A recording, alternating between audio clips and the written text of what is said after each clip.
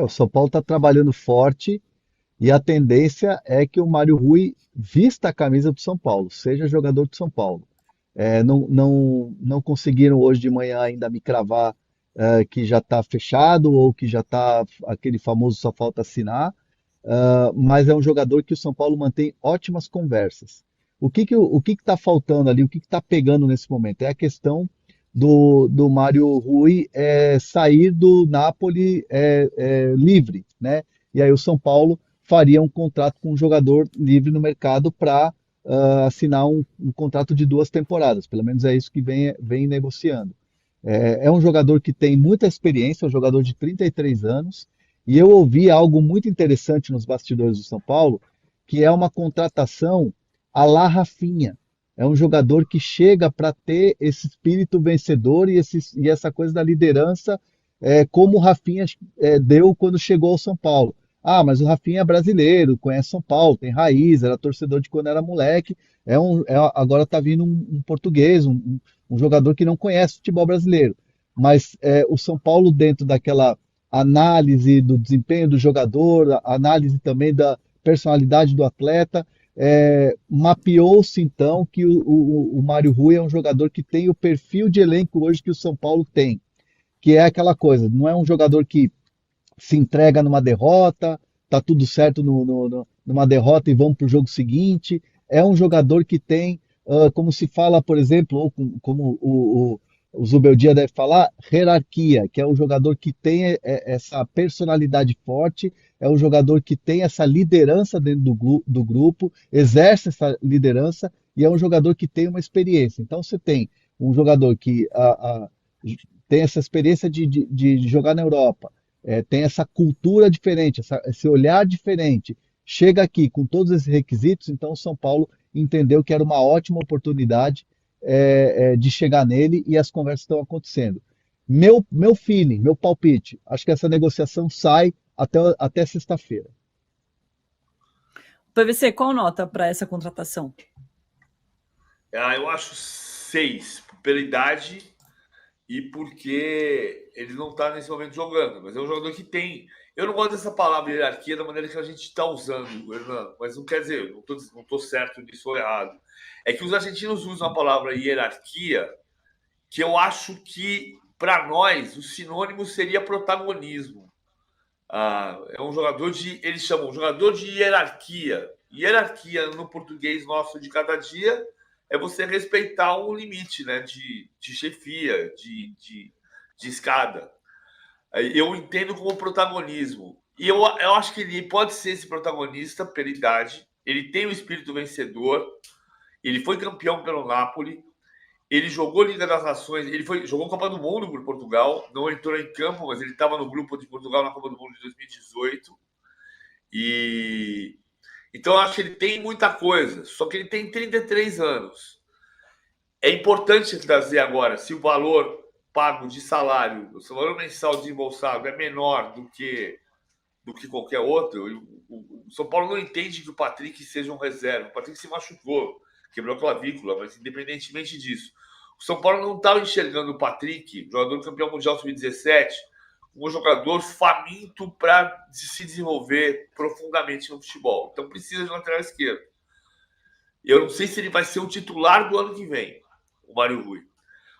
Outra coisa que se diz também é que negociar com o Napoli ou com napolitanos é sempre muito difícil, que é o que ainda dificulta o negócio daqui até o final da semana. Mas eu senti, como o Hernan, os dirigentes do São Paulo mais otimistas em relação a sacramentar o negócio do que estavam na semana passada. A gente discutiu no intervalo, nos bastidores, né? A história do Juan Fran. Eu acho parecido com o Juan Fran. Você tem uma expectativa muito grande, mas ele tem uma idade, uma adaptação que podem atravancar um pouco o desenvolvimento dele aqui. A ver. Agora, precisa contratar um lateral. Então é ele. Não, e só um detalhe, só um detalhe dessa questão da hierarquia. Eu ouço desde criança essa palavra, que é usada mais nos países portenhos do que propriamente no Chile ou na Bolívia ou na Colômbia, por exemplo. hierarquia, né, que é diferente do hierarquia na grafia, né, com J. E ela tem essa questão do protagonismo, mas ela tem também aquela coisa do cara que bate a mão na mesa e fala assim, agora é comigo. Que é Liderança. diferente do protagonista. É a liderança, é o cara que chega e fala assim, eu resolvo. E aí, quando eu ouço assim, é muito do Rafinha, o Rafinha foi o cara que chegou e falou assim, ó, bateu a mão na mesa e falou assim, agora é comigo, deixa que eu resolvo. Então é mais ou menos Essa isso. conversa, essa conversa, na verdade, quando a gente está falando de hierarquia, a gente está discutindo menos futebol e mais língua portuguesa. O professor Pasquale tem uma definição. O professor Pasquale tem uma definição que eu adoro. Ele fala sobre quando a gente usa uma palavra estrangeira e adapta e usa no vocabulário brasileiro. Quando você tem uma palavra que não significa, que não tem um sinônimo no Brasil. Por exemplo, dumping. O que é dumping? Fazer um cartel para que os preços de uma determinada mercadoria não tem uma palavra. Aí você usa dumping. Aí você vai no mercado publicitário, o publicitário fala: o meu target é não sei o quê. Mas target é alvo. Por que você vai falar target? Você tem alvo. Então, é uma discussão mais de língua portuguesa. Eu acho que a hierarquia que os argentinos dizem, no Brasil, ou é liderança ou é protagonismo. A gente tem palavras que representam isso aqui sem precisar trazer essa palavra, entendeu? Até porque hierarquia, no nosso idioma, no nosso dia a dia, ele tem um sentido diferente de liderança. Né? É outra coisa. Muito bom. O Robson Santos diz aqui: hierarquia está acima, posição de comando. E o Orlando Orsini falou que é difícil mesmo negociar com o Napoli. Ele falou que a máfia que manda lá, mas aí eu não posso falar isso, que depois vem atrás da gente, tá louco, né?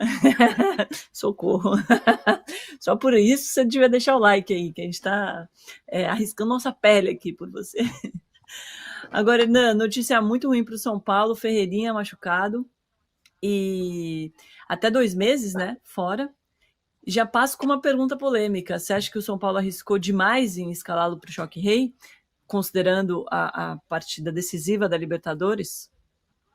Acho que não, porque o Ferreirinha jogou meio tempo lá no jogo contra o Nacional em Montevidéu e ele jogou, não teve uma atuação brilhante, né? Ele estava muito marcado. Então, jogou meio tempo, poderia jogar no Allianz Parque tranquilamente. Estava bem fisicamente, estava vindo uma fase muito boa de confiança. E aí, lamentavelmente, acabou que se lesionou. Foi uma lesão ali que acontece, né? Até fui buscar o porquê dessa lesão, foi o movimento, o que foi, aquela coisa do gramado. Lesões acontecem, né? Pelo menos a pessoa com quem eu conversei não quis colocar, foi por esse motivo, foi por aquele motivo. Foi um azar ali do Ferreirinha. E ele pode até chegar a 3 meses, porque me falaram que foi de 8 a 12 semanas o tempo de recuperação. Médicos sempre colocam um tempo mínimo e um tempo máximo, né? Então o mínimo é 8 e o máximo pode ser até 12.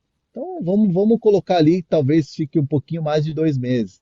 Mas é uma baixa interessante assim, para o São Paulo pensar que vai ter uma recuperação, uma baixa importante, não interessante, mas uma baixa importante. E aí eu perguntei, será que o São Paulo vai ter que ir ao mercado para repor? E aí me falaram que não. Não é bem por aí, que o São Paulo tem, se trouxer, por exemplo, Mário Rui, o Wellington pode jogar numa segunda linha, aí o PVC pode falar melhor. E aí tem a entrada do William Gomes, que é um jogador que vai renovar, o São Paulo deve renovar o contrato dele, ou anunciar a renovação de contrato. É um jogador que atua por ali e pode ter mais oportunidades, mas não que o São Paulo vá ao mercado, aquela coisa. Até tomei uma cornetada ontem. Falei, pô, vocês também, hein? Pode machucar um jogador que já tem que repor. O jogador não é mercadoria, enfim, tomei uma bronquinha no telefone ontem, mas tinha que fazer a pergunta, né? E é isso, assim, o Wellington na segunda linha, o William Gomes, enfim, outros jogadores que podem atuar por ali. Eu acho que contra o Nacional, ele vai meter o Wellington Rato na direita e jogar o Lucas para a esquerda. Que foi o que ele Pode fez ser. na alteração do Ferreirinha lá em Montevidéu. Porque aí o Lucas vem mais perto com o meio, o Wellington faz a da largura pelo lado esquerdo e o Wellington Rato tem dado bem, cara. A bola que ele meteu deu para o Patrick no domingo foi brincadeira. E ele está pedindo um pouco de passagem.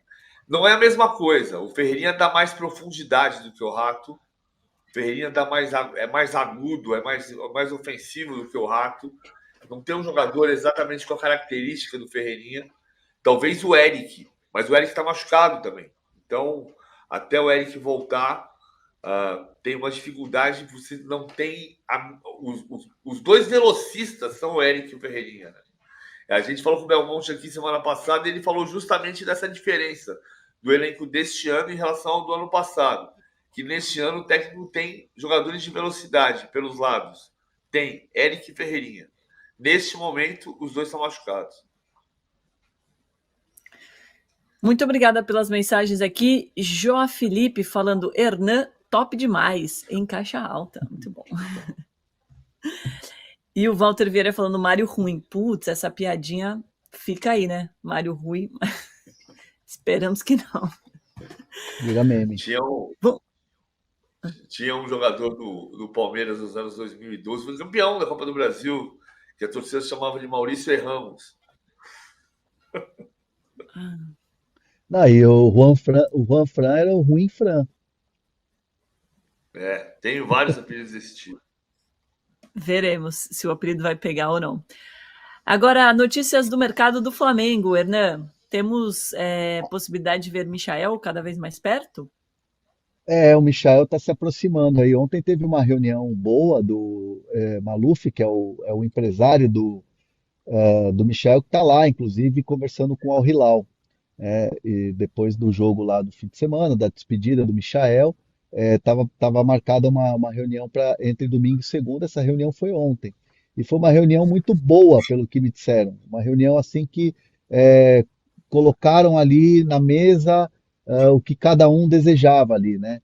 Então a ideia do Flamengo é de contratar o Michael e já tem um pré-acerto com o Michael, já tem ali algo apalavrado, tanto que o próprio Brás, na zona mista, deu uma letra aí falando, só falta assinar entre Michael e Flamengo, tá tudo beleza, tá tudo certo. A questão é eles, né, sair desse contrato com o Al Hilal. E aí é o que está sendo discutido agora. Então, assim, você tendo essa liberação, você tendo essa decisão, fica mais fácil, fica mais curto o caminho para ele voltar ao Flamengo. Pelo que me contaram, esses clubes árabes que foram atrás do Michael perdem força pelo fato do Michael gostar do Flamengo, gostar da torcida do Flamengo, de se sentir querido pela torcida. A torcida das redes sociais já está fazendo um barulho muito grande, né, com essa volta do Michael, essa provável volta do Michael. Então perde força o mercado que ele teria lá no mundo árabe, não gosto de falar assim, mas eu falo sempre. E aí agora é uma questão de ajustar o Hilal com o Maluf, com o staff do Michael, para chegar e aí acabar essa novela, mini novela, vamos dizer assim, mas esse retorno do Michael que é iminente. Professor de português, PVC, eu não sou professor de português. Eu falo Golfo Pérsico. O PVC, dá para a gente dar uma nota para essa possível volta de Michael? Eu acho nota 8 porque precisa muito, muito. Ele conhece o ambiente, ele conhece os torneios que ele vai jogar, ele é um jogador da posição do Everton Cebolinha, ele é destro como o Everton Cebolinha, ele tem um estilo de jogo parecido. Claro que o Michael teve 2 momentos diferentes no Flamengo, né? Teve o primeiro momento de dificuldade com o Jesus e com o Domenech, e depois ele se deu muito bem com o Renato Gaúcho e foi muito útil naquela campanha da Libertadores com o Renato. O Rogério foi bem também. O Rogério também. E que ele explodiu com o Renato, né? Ele explodiu com o Renato. O Renato abraçou muito. Tanto que uma hipótese desde o início do ano se falava que o Renato tentava trazer o Michael para o Grêmio por causa da afinidade que os dois conseguiram criar. Só que o Michael é muito caro para o Flamengo, mais caro ainda para o Grêmio, de acordo com a receita de cada um dos dois.